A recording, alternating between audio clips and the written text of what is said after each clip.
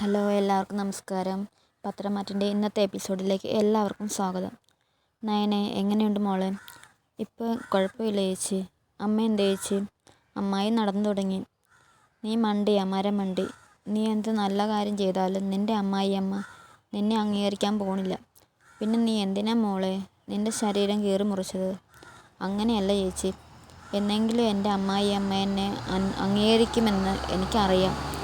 പിന്നെ ആദർശേട്ടൻ്റെ സങ്കടം കണ്ടപ്പോൾ എനിക്ക് സഹിക്കാൻ കഴിഞ്ഞില്ല. ഒരു ഡോണറെ കിട്ടുന്നവരെ അമ്മ ജീവനോടെ ഉണ്ടാവുമെന്ന് എനിക്ക് തോന്നിയില്ല ചേച്ചി. അമ്മയുടെ അവസ്ഥ അത്രയ്ക്ക് ദയനീയമായിരുന്നു. വയറുവേദന കൊണ്ട് അമ്മ പുളയുകയായിരുന്നു. ചേച്ചിയൊന്നും കണ്ടില്ലല്ലോ. ചേച്ചി, അമ്മയെ നന്നായി നോക്കണേ. അതിന് എൻ്റെ ആവശ്യമൊന്നും ഇല്ല. എന്താ എൻ്റെ അമ്മായിയമ്മയും അനിയുടെ അമ്മയും കൂടിയാണ് അമ്മായിയെ ഇപ്പോൾ നോക്കുന്നത്.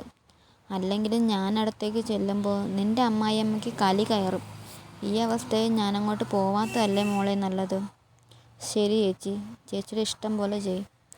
മുത്തശ്ശനും മുത്തശ്ശിയും ഒന്നും അറിഞ്ഞില്ലല്ലോ? ഇല്ല, ഞാൻ ആരോടും ഒന്നും പറഞ്ഞില്ല. അവർക്കൊരിക്കലും ഇതൊന്നും സഹിക്കാൻ കഴിയില്ല ചേച്ചി. അതുകൊണ്ടാണ് ഞാൻ ആദർശേട്ടനോട് പറഞ്ഞത് ആരെയും അറിയിക്കണ്ടെന്ന്. ശരി മോളെ, നീ റെസ്റ്റ് എടുക്ക്. ശരി ചേച്ചി.